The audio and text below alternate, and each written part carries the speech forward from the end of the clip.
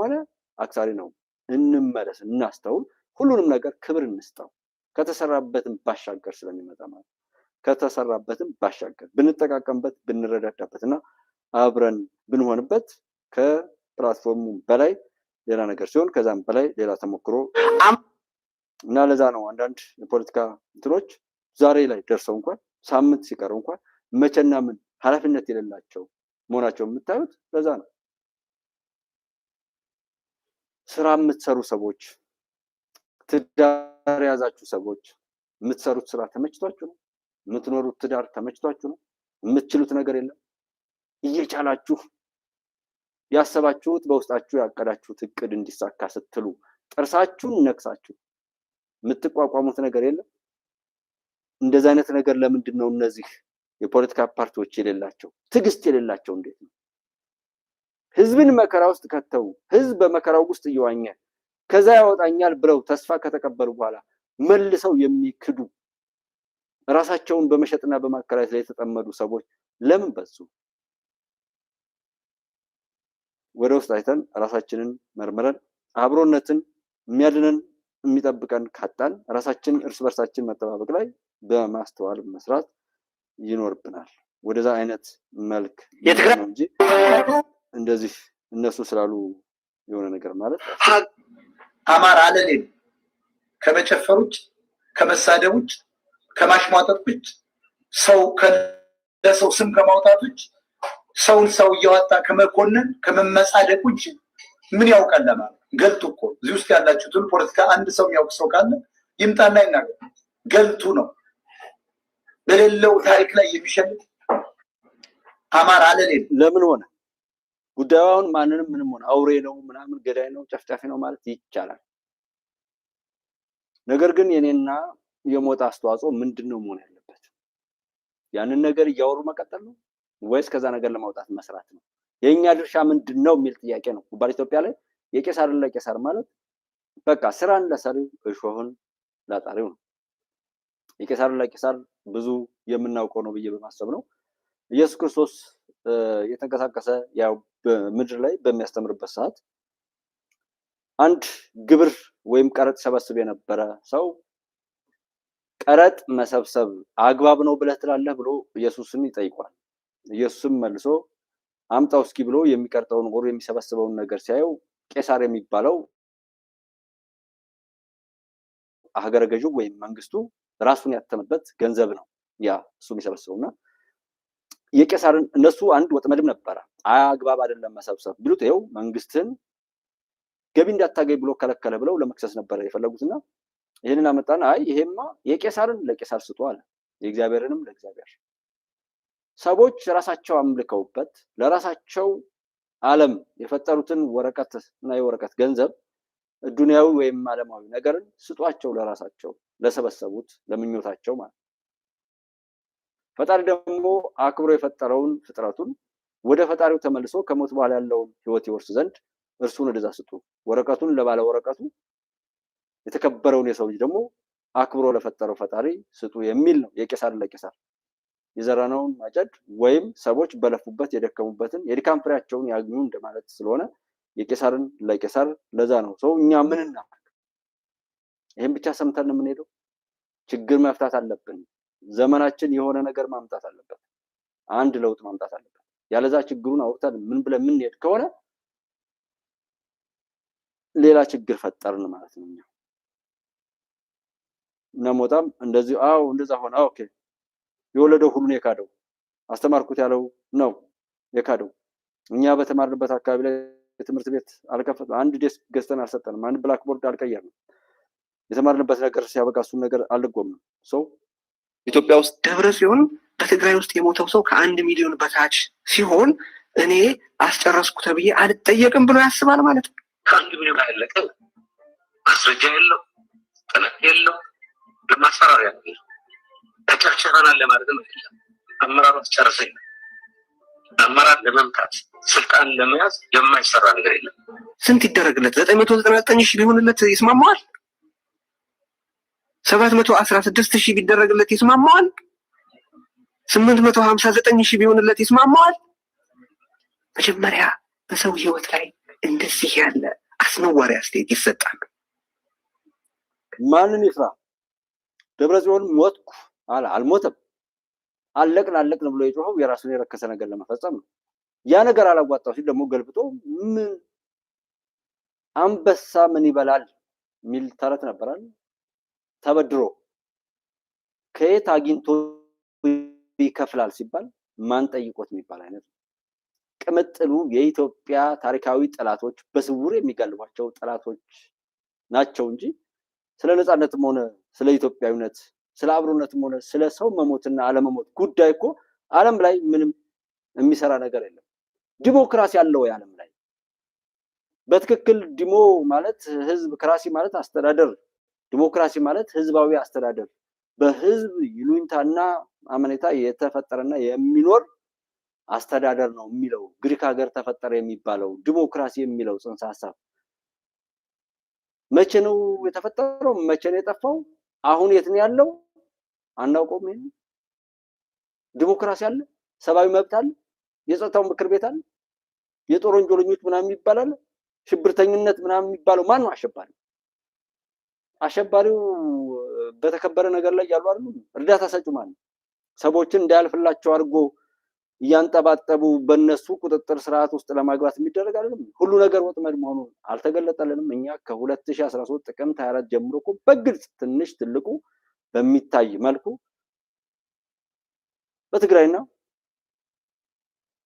በሰሜኑ አካባቢ ላይ በግልጽ አይተናል። ዲሞክራሲ አለ ወይ? አምነስቲ ያወራል ወይ?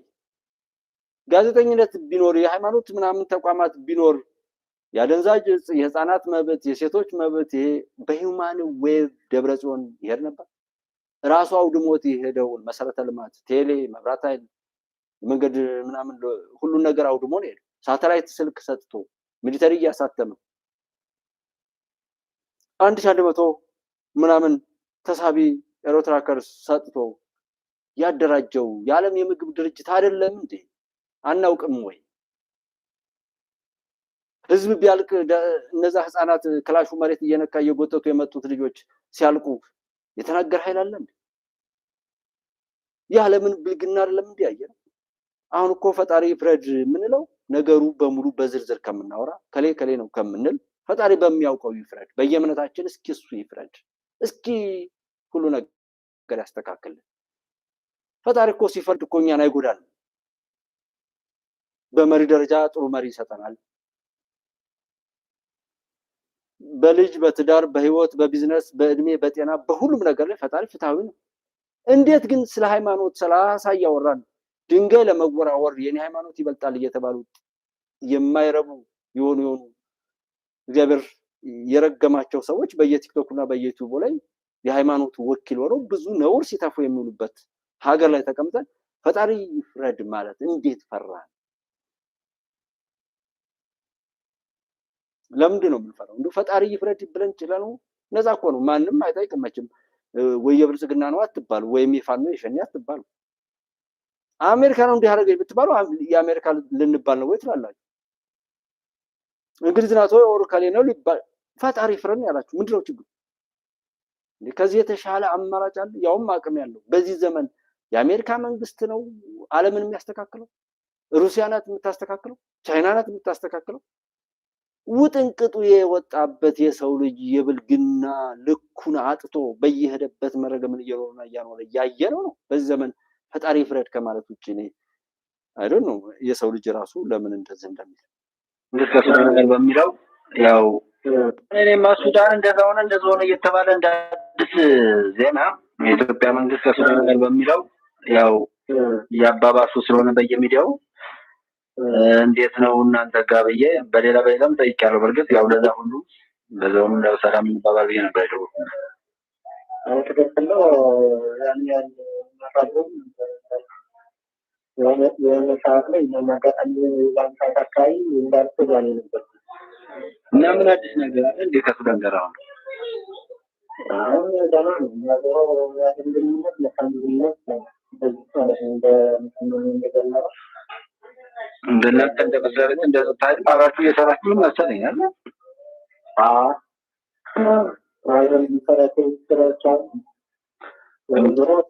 ይሄ ድምፁ ጥራት ትንሽ ቀንሷል። እኔ በደንብ እንትን ያለው ነበር መሰለኝ እንዳልኳቸው ሞባይሏ በጣም እንትን ብላለች። እስኪ አንድ መልካም ወንድም ሀቅን የሚኖር ሰው ካለ ላኩልኝ ብላችሁ ስለሚከብድ ማለት ማይኩ ምናምን እንደዚህ ጥራት የሚቸግረው ለዛ ነው። እንደገና የሆነ ይለካሉ አሁን ያሉ ፕላትፎርሞቹ የአንድሮይድ ቨርዥናቸው ሊሚት እያደርጋሉ ይከለክላሉ እና ከእሱ አንጻርም ሊሆን ይችላል። ዞሮ ምንድነው የሚለው መተማ ዮሐንስ ከተማ አስተዳደር ላይ ያሉ የጸጥታ ኃይሎች ናቸው ማለት ነው። የጸጥታ ያስተዳደሩ የጸጥታ ባለሙያዎች ውስጥ ከሱዳን ጋር ያለው ሁኔታ እኛ አብረን እየሰራን ነው። ባለፈው ከቅድም ላይ የቆረጥኩበት ቦታ ነው የተሳሳተው እንጂ ለስብሰባ እጄ ስለነበር ነው እዛ ስለሆንኩ ነው ስልኩን ማንሳት ያልቻልኩት እንጂ እዛ አብረን እየሰራን ነው። የእኛን ስራ አብረን እየሰራን ነው። እኛም ወደዚህ እየላክን ነው። እንግዲህ እነሱም ወደ ራሳቸው እየላኩ ነው። ኦልሬዲ ውሳኔው የበላይ የፌደራል መንግስት ነው እንጂ የሚወስነው እኛ ያየነውን ነገር በሙሉ አብረን ሆነን እየሰራን እሱን እያጋራን ነው። ከዛ የተለየ ነገር የለም ነው። ከባለሙያው ብንሰማ ነው እንጂ ከትናንት ወዲያ ዕለት ነው እንደዚህ ኖርማሊ ምንም አዲስ ነገር እንዳልሰሙ ነዋሪዎችን ጠይቄያለሁ። መንገድ ነው እየቀጠልን ያለነው። ሌላው ነገር በሂደት ለመንግስት ደግሞ ራሱን የያዙትን ነገር ደግሞ እያሉ ተካከላሉ እንደሚቀር አይደለም። ከእናንተ አይደል የሚመጣ ያብዬ ነው እንጂ አሁን ሁሉም የሚባል ምንም ግምገማው ምንም የሚካሄደው ከእናንተ ነው። ምንም አዲስ ክስተት ቢፈጠር እናንተ ነው ያንን ለመንግስት የምታደርጉና እናንተ ወደ ኢትዮጵያ ያንኛው ወደ ራሱ የሚወስደው እናንተ አይደለ እየተመካከራችሁ መሬት ላይ ያላችሁት እናንተ ነው ነገሩን በቃ እዛው አክሰስ የምታደርጉት ብዬ ነው። ያው ኮሌንተን የሚለው የሚሰጡ በላይ ደግሞ የተከታተሉ ተካከለ ነገሮች ይኖራሉ። መቼም ይሰጣል እንጂ የተለየ መቋረጥ እንደ ውሳኔ አሰጣጥም ቢሆን ራሳችን እዚሁ የምንፈታቸው ውሳኔዎች አሉ።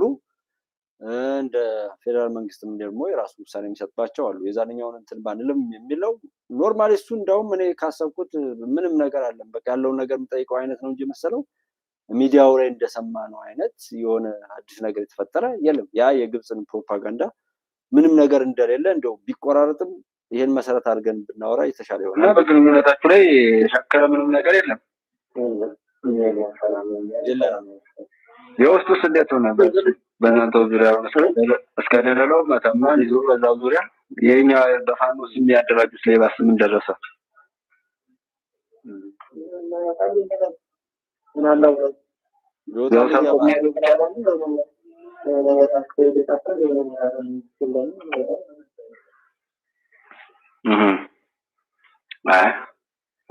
ያን ያህል አስጊነቱ የለውም። ዞሮ ወደዚህ ግባል ሲያገኘዋል የምትሉት ከዚህ በፊት እንደነበረው ወሬው ሙሉ የለውም።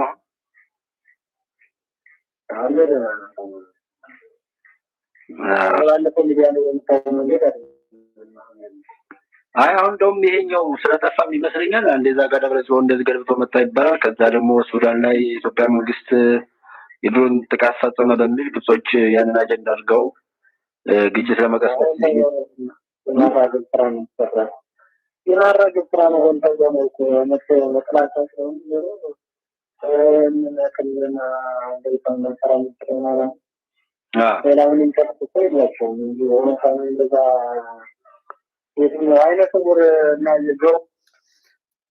እና ይሄ በአጠቃላይ የሚለው ምንድነው የማራገብ ስራ ነው። ሀገሪቱ የያዘችውን ልማትና መሰረታዊ ነገሮችን ለማጣጣል ተብሎ የሚደረግ ማራገብ ነው እንጂ መሬት ላይ ያለው ነገር የለም። ከዚህ በፊት እንደነበረውም በፋኖ ጉዳይ ላይ እንደዛ አይነት ነገር የለም። በዚህ ከሱዳን ጋር ባለው ምንም አይነት አዲስ ነገር የለም። ምክንያቱም ይሄንን ድምፁ ቢቆራረጥ የሚያሰማችሁ እኔ ዝም ብሎ የሆነ ጅንጀና ነገር ስለማይመቸኝ ጅንጀና ለይስሙላ ምናምን አይመቸኝም። እንደዛ አይነት ነገር ትክክለኛ ነገር ነገ ኃላፊነት የሚወስድበትን ጨዋታ ነው እንጂ እዚህ ጋር ወግ ነውና ታማኝ መረጃ ነው እንጂ ማመጣው ዝም ብሎ ስላወራው ብቻ ምናምን ለማለት አለ። ነገ መልሰን የምንጠይቀው ሰው ነው ሙያው ስራው ይሄ የሆነ ኃይል ማለት ነው። እና ዞሮዛ በሱዳንና ምናምን ላይ የሚባለው ግብጽ የምታወራውን አይነት ምናምን ሳይሆን እሱ ነገር እንደሌለና በፍጹም ያ ነገር የሚገናኝ ወሬ እንዳልሆነ እንድታዩ እንድታጣሩ እኔ ስላወራውን ብቻ መቀበል አይደለም ሁሉም ሰው እንትን ቢል ማለት። ሌላው አጫጭር ነገሮችን ጨምርበት የትግራይ ትምህርት ቢሮ እንግዲህ በነዳጅ እጥረትና በበጀት መቋረጥ ችግር ምክንያት ትምህርት ዘመኑን በአንድ ወር ቀድሞ እንዲጠናቀቅ ወስኛለሁ ነው ያለው። ይህም ለምን እንደሆነ የሚለው የምናሰፋው ነው የሚሆነው። የቢሮ ኃላፊ ኪሮስ አጉሽ ለአዲስ ስታንዳርድ በሰጡ ማብራሪያ የፌዴራል መንግስት የበጀት ድርድርና የነዳጅ አቅርቦትን ማገዱ በክልል ውስጥ የመምህራንን ደሞዝ በወቅቱና በአግባቡ መክፈል የማይቻል እንዳደረገውም ተናግሯል። የትምህርት መሰረተ ልማቶች በመውደማቸው ምክንያት ቁጥራቸው ቀላል የማይባል ተማሪዎች በአሁኑ ወቅት በጊዜያዊ መጠለያዎች ውስጥ ትምህርታቸውን ለመከታተል ተገድዷል ያሉት ኪሮስ መጪዎቹ የዝናብ ወራት ክብሮች ለማስቀጠል ይበልጥ አስቸጋሪ የሚያደርጉ መሆናቸውን አጽንኦት ተሰጥቷል ነው። አዛኝ ከሆኑ ለህዝብ እንደዚህ ማለት ህዝብ ካልተሰቃየ የማይኖሩ የህዝብ መከራ ነጋዴዎች መሆናቸውን እና ትውልድን በዚህ ልክ ለመግደል አሁንም በይፋ ያወጁበት ነው። እሱን አብረን የምናይ ይሆናል። ዋናው ዓላማ መንግስት ለምን ዝም አለ እና መንግስት ደግሞ ዝም የሚለው ስለፈራ አይደለም። ፈሪ መንግስት ወይም ፈሪ ሰዎች በተቻለ አቅም ቶሎ ብለው ነው ውሳኔ የሚሰጡት። መረጋጋት አይኖራቸውም። የመንግስታትም ሆነ የግለሰቦች ምላሽ መዘግየት በራስ የመተማመን ውጤት ስለሆነ ከሱ አንፃር ነገሮች እንደዚህ ቢባል አይጥ ለሞቷ የድመት አፍንጫ እያሸተተች ነው፣ ወይም በገዳዩ አትፍረዱ ሟቹን ማናዳጅ ነው እዚህ ጋር ለሚወሰደው እርምጃና የትግራይ ህዝብ ያልገባውም እንዲገባው የደብረ ጽዮንና የላኪዎቹን እጅግ የተረገመ ባህሪና አካሄድ የሚታይበት የትግራይንም የኢትዮጵያንም ነቀርሳዎች በትግራይ ምድር ቀብራቸውን ለመፈጸም እንድንተባበር አስገዳጅ የሆነ ነገር የተናገሩ ይመስላል። የሰላም ጥሪን ውድቅ አድርገው የቀሩ ታጣቂዎችን በሰላማዊ መንገድ የገቡትን የኦነስ አባላት ኦነግ ማለት ነው አባላትና ቤተሰቦቻቸውን እየገደሉ ነው የሚል እንግዲህ በኦሮሚያ ክልል አስተዳደር ጸጥታ ቢሮ ተነግሯል። ሰላም አማራጭን ሳይጠቀሙ የቀሩ ሰዎች በሰላም አማራጩ ተጠቅመው የገቡ እህት ወንድሞችን የኦነግ ሸኔ አባላትን ማለት ነው ቤተሰቦቻቸውን መግደል ማገትና መሰል ነገር ይሄ በአማራ ክልልም ነው፣ ይሄ በህዋትም ነው።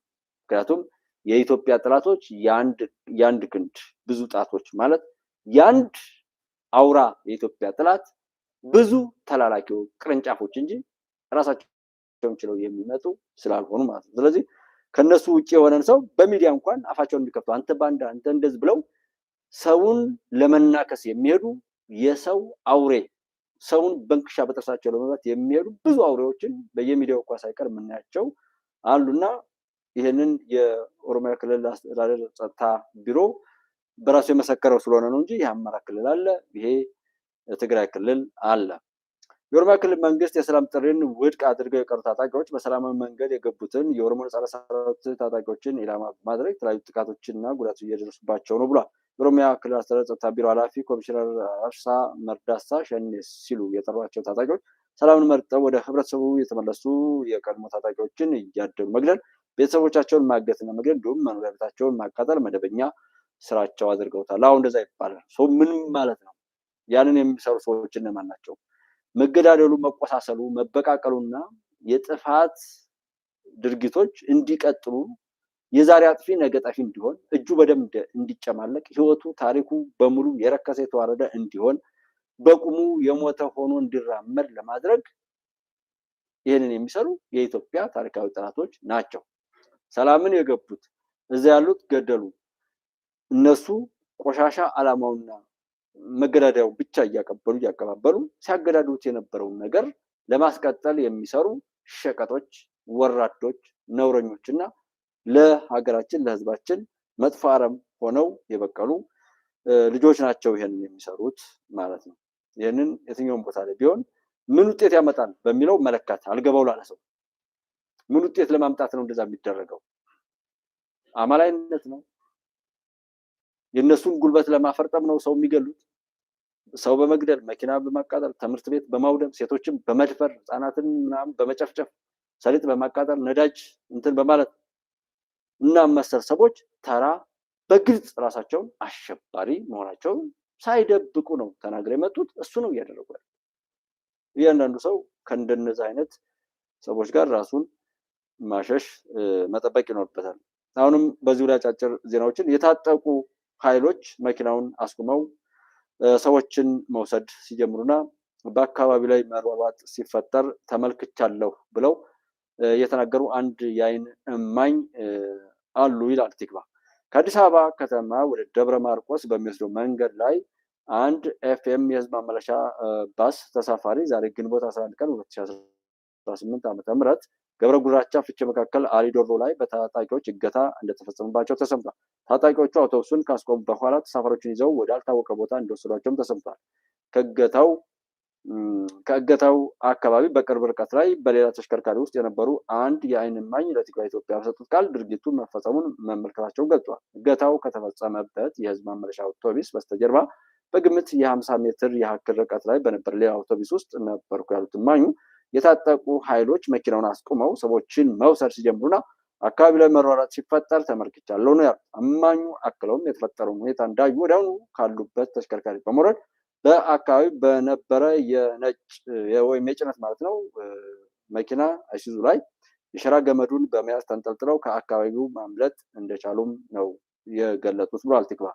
አውቶቡሱ ከተያዘ በኋላ ውስጡ ከነበሩ ተሳፋሪዎች ካመለጡ 3 ሰዎች በቀር ሌሎች ተሳፋሪዎች ያሉበት ሁኔታና የተወሰዱበት ትክክለኛ ቦታ እስካሁን አልታወቀም። ከዚህ ቀደም እዚሁ መስመር ላይ ተመሳሳይ የተሳፋሪዎች እገታ ሲፈጸም መቆየቱ ይታወሳል። ከጥቂት ወራት በፊት የኤፍኤም ባስ እንዲቆም ተደርጎ ተሳፋሪዎች ታግተው ተወስደውም እንደነበር አይዘነጋም ያለው ቲክቫህ ኢትዮጵያ ነው። አሊዶሮ ላይ ከሌላ ደግሞ እኔ በስልክ ከነገሩኝ ቦታ ላይ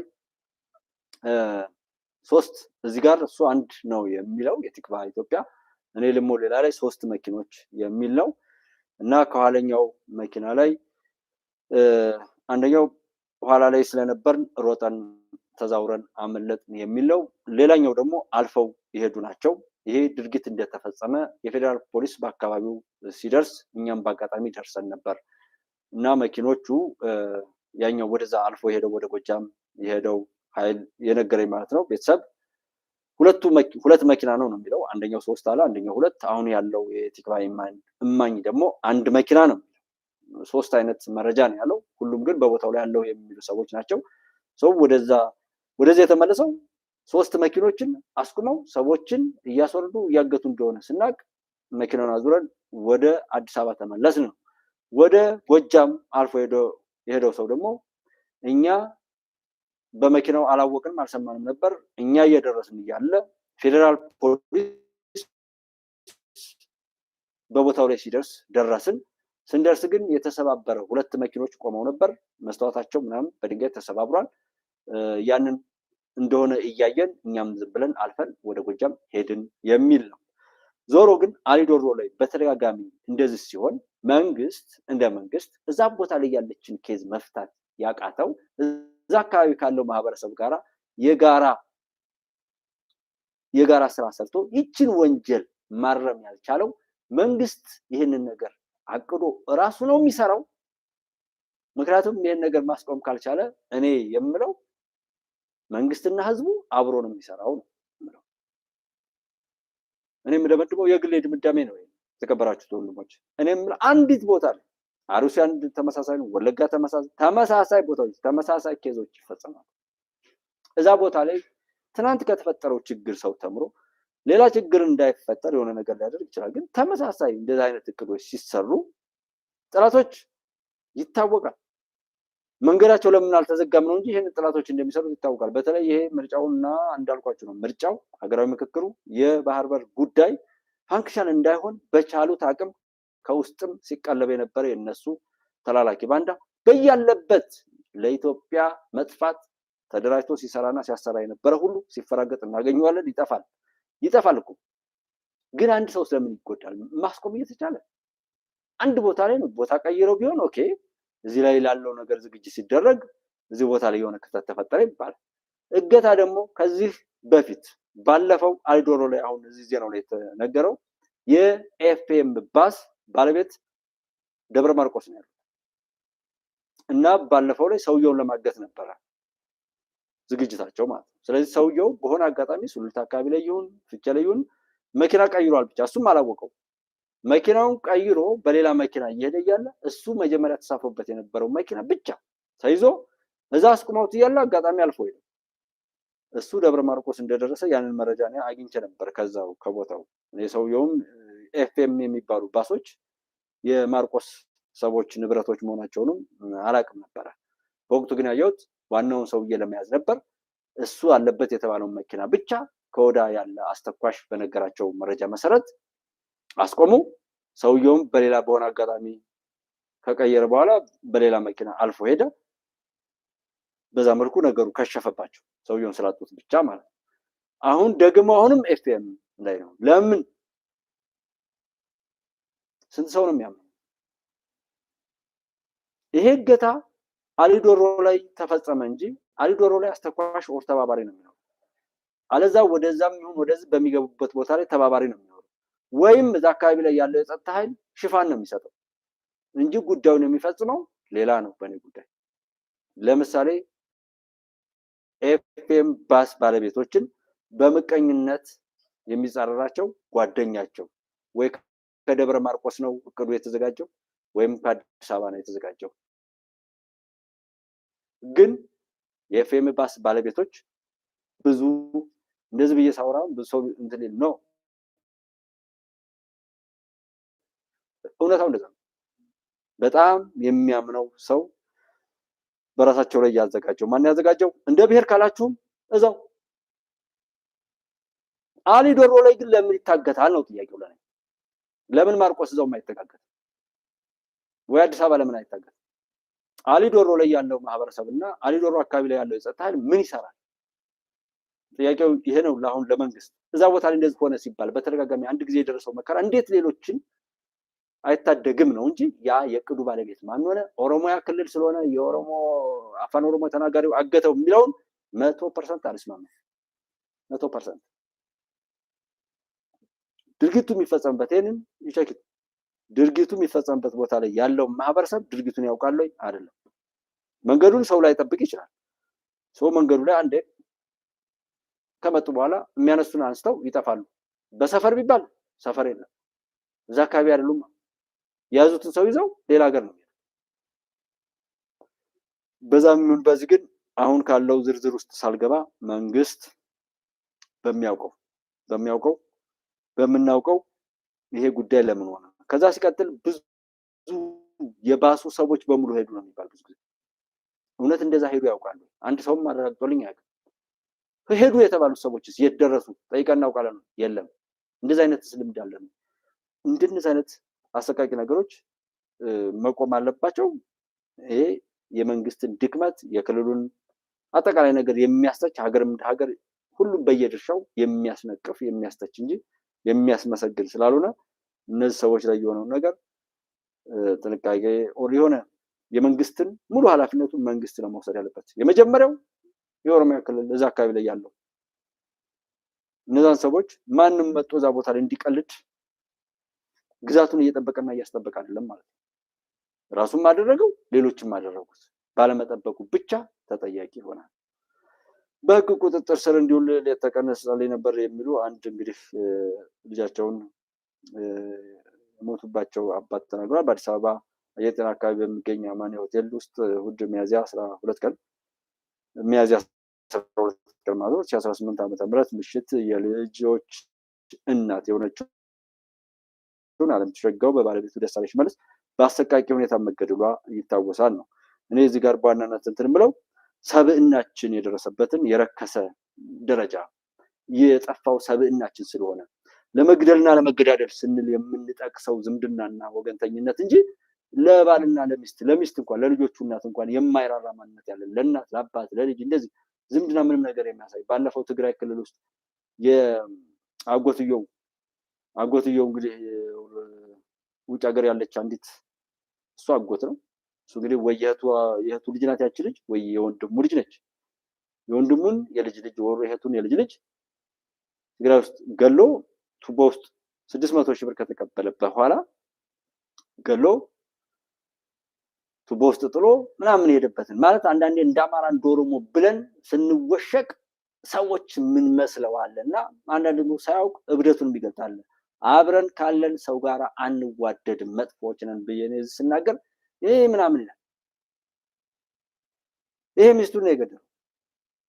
ስንት ነው እንደምንፈጽም ማለት ያ ሰብና እንዴት ነው የመጣው?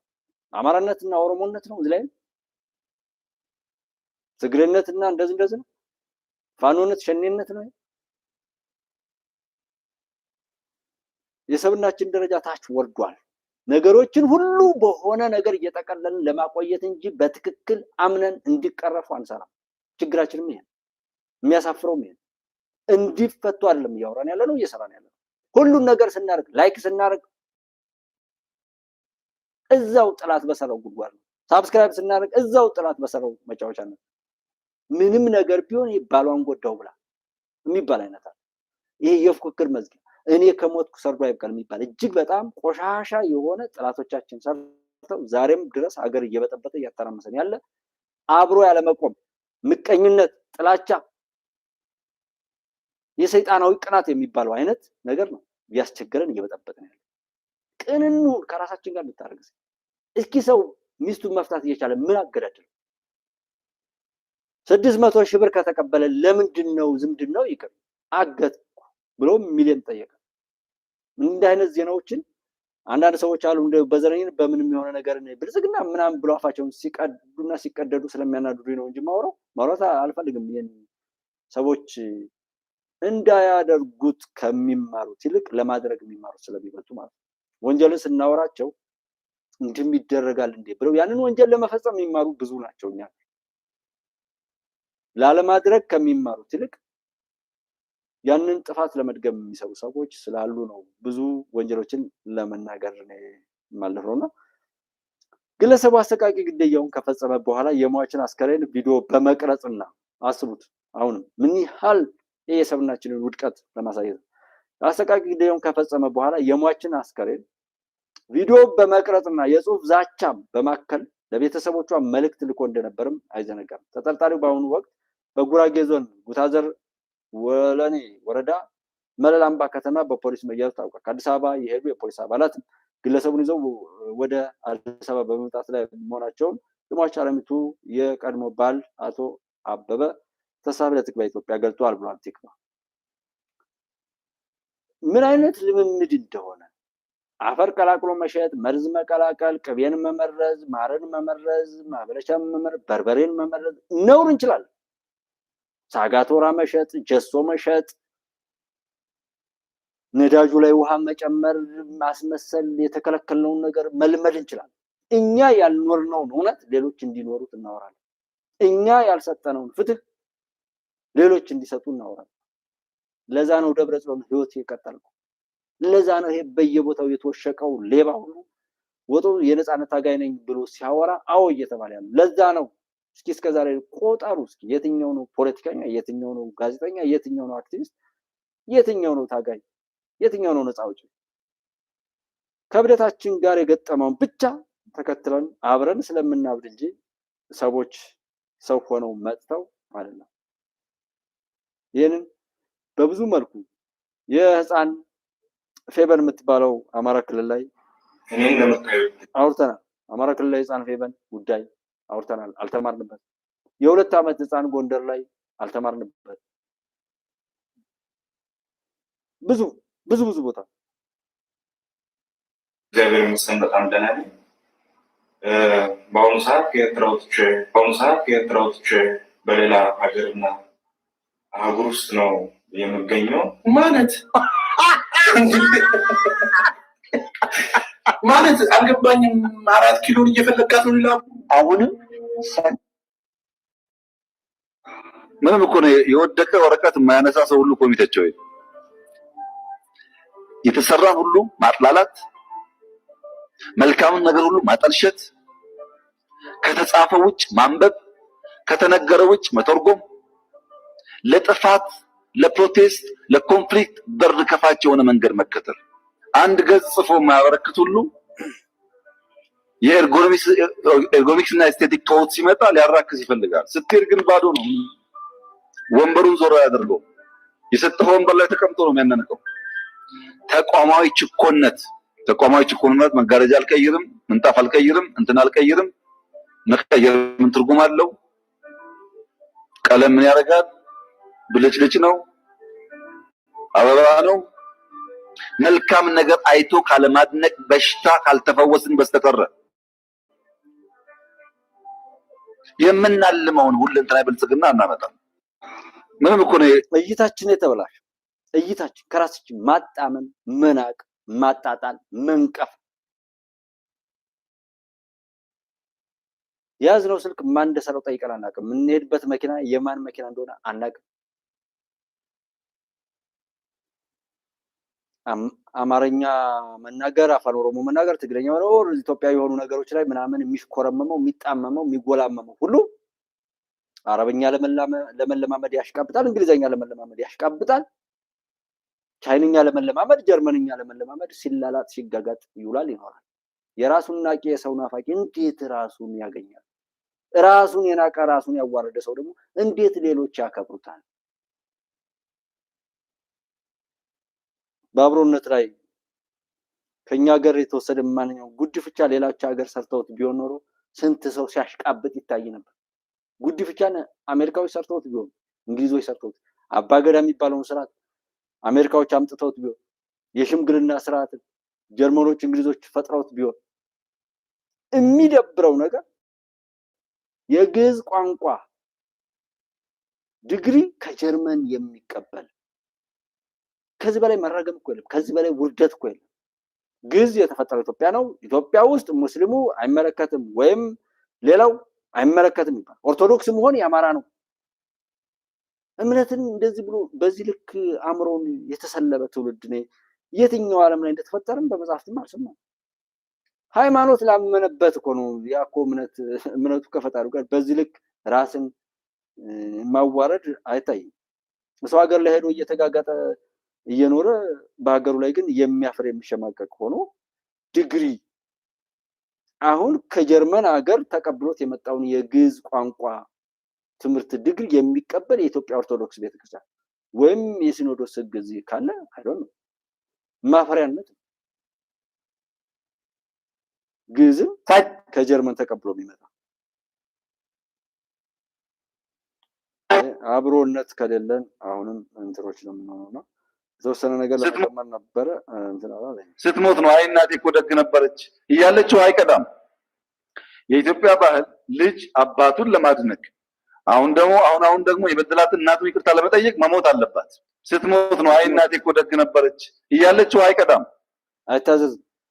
ሰው ሲሞት ከልክ በላይ ማወደስ፣ በህይወት እያለ አለማገዝ አደገኛ በሽታ ነው። ስትሞት ነው አይ እናቴ እኮ ደግ ነበረች እያለ የሚገርም የሚያሳዝንም።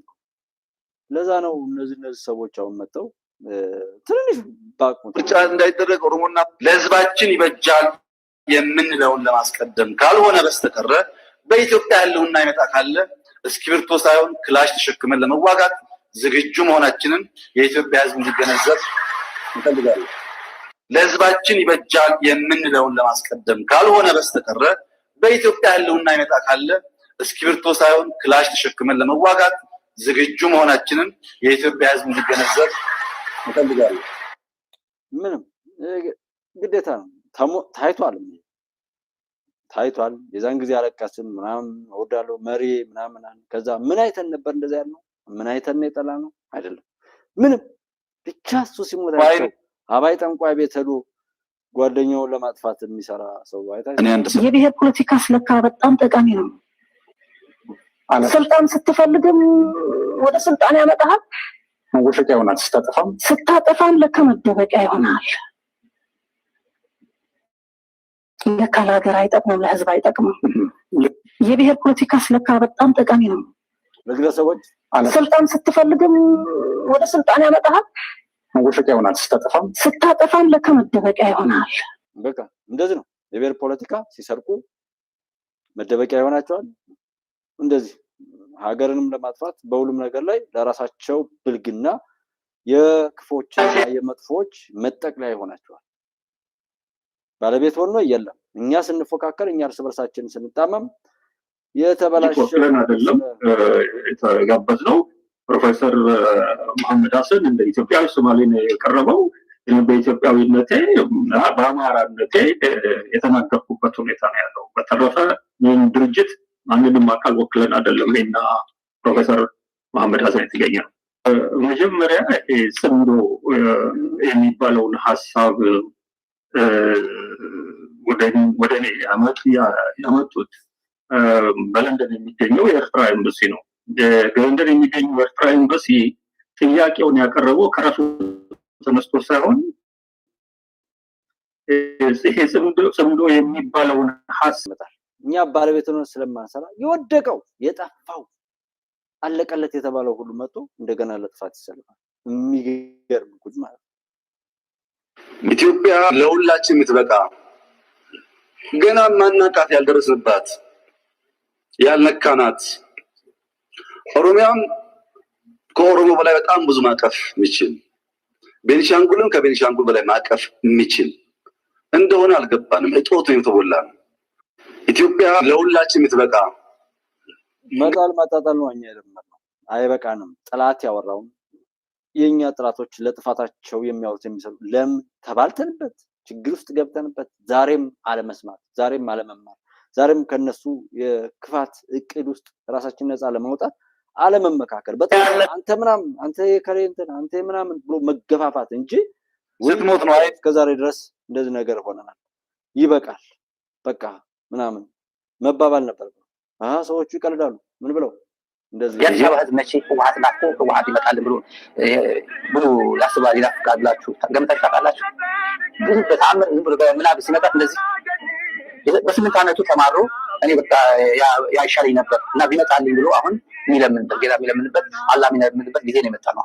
የአዲስ አበባ ህዝብ መቼ ህወሓት ላቆ ህወሓት ይመጣል ብሎ ህወሓትን እየናፈቀ የአዲስ አበባ ህዝብ እንግዲህ ተመልከቱ። እስከዚህ ድረስ ኢትዮጵያ ስትፈርስ ብሎ ያወራን አናት ፍርስርስ ይበል። ኢትዮጵያም ቀጥላለች። አንተ ፍርስርስ ብለህ መጥፋት አለብህ ብሎ ማለት ሲገባ የለም ያወራል እሱ ሰው የሚሰማ መቼ ሰው ሰምቶ ራሱን ማስተማርና ከእንደዚህ አይነት ክፉ በሽታ ራሱን ለመጠበቅ እንደሚሰራም አይዶን ነው። ለምን እንደዚህ ሊቆን እንደቻለ የትኛውን ባስቀድም ይሻላል ብዬ ልበል።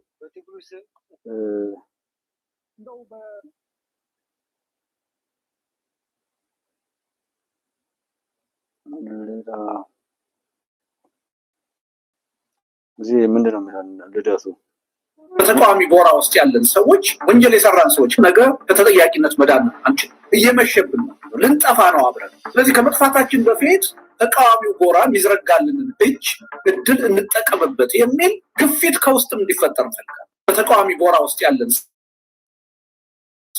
ሰዎች ወንጀል የሰራን ተቃዋሚ ጎራ ያሉን ሰዎች እየመሸብን ስለሆነ የተዘረጋልንን እጅ እንጠቀም የሚል ነው አቶ ልደቱ እየተናገረ ያለው ማለት ነው። እኔ አሁን ልፍ ያዘጋጀሁት ሰዓቴ በጣም ስለሄደብኝ ልፍ አድርጌ ነው ለማሳየት እየሞከርኩ ያለሁት እና እስኪ በታጠቁ ኃይሎች ደግሞ ኢትዮጵያ ውስጥ ያሉ አሁንም እንደው ወደ ሲችኛውን ደግሞ ጨምራት። ይሄ ደግሞ አሁንም አለ ስልካቸው መሰለኝ።